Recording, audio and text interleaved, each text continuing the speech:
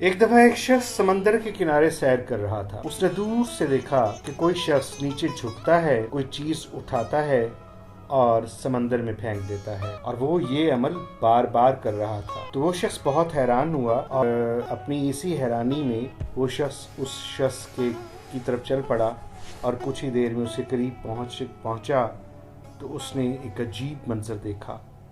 اس نے دیکھا کہ زمین پر ہزاروں مچھلیاں پڑی تڑپ رہی ہیں. شاید کسی بڑی موج نے انہیں سمندر سے نکالا ہو اور ریت پر پٹک دیا ہو. وہ عجیب و غریب شخص ان مچھلیوں کو ایک ایک کر کے اٹھا کر انہیں واپس سمندر میں پھینک کر ان کی دراصل جان بچانے کی کوشش کر رہا تھا. دیکھنے والے نے اسے دیکھا تو اس نے کہا کہ یہ عجیب بیوقوف شخص ہے, یہ کتنی مچھلیوں کو بچا پائے گا. تو اسے اس شخص کی بیوقوفی پر ہنسی آئی اور ہنستے ہوئے اس نے کہا, اس طرح کرنے سے کیا فرق پڑتا ہے, ہزاروں مچھلیاں ہیں, کتنی تم بچا پاؤ گے.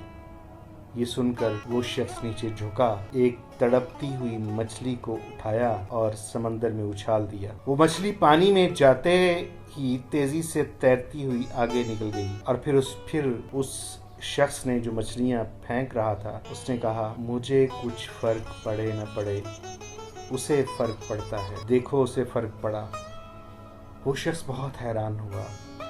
یہ واقعہ اسے ہی نہیں بلکہ ہمیں بھی بہت کچھ سمجھا رہا ہے. یہ کہانی نہیں, یہ ایک پوری کتاب ہے جو ہمیں بہت کچھ سمجھا رہی ہے کہ ہماری چھوٹی سی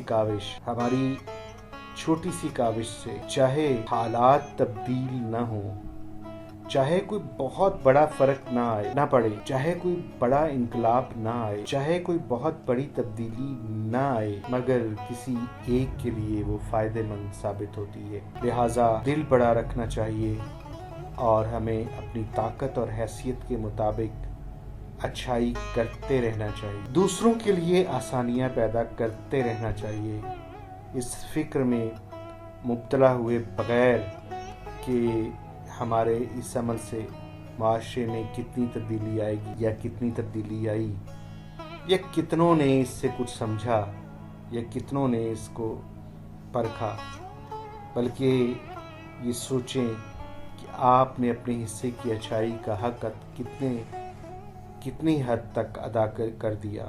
مخلوق خدا کی مدد کیجیے, اگر نہیں کر سکتے تو جو کر رہے ہیں ان پر تنقید نہیں بلکہ حوصلہ افزائی کیجیے. جو شخص مدد مانگ رہا ہے چاہے جھوٹی ہی صحیح, اس پر شک نہ کیجیے بلکہ یہ سوچ کر مدد کر دیں کہ کروڑوں لوگوں میں اللہ نے آپ کو چنا ہے مدد کے لیے. تو دوسروں کے لیے آسانیاں پیدا کیجیے اور دوسروں کی ہر ممکن مدد کیجیے, اس سے یقیناً راحت ملے گی اور سکون ملے گا.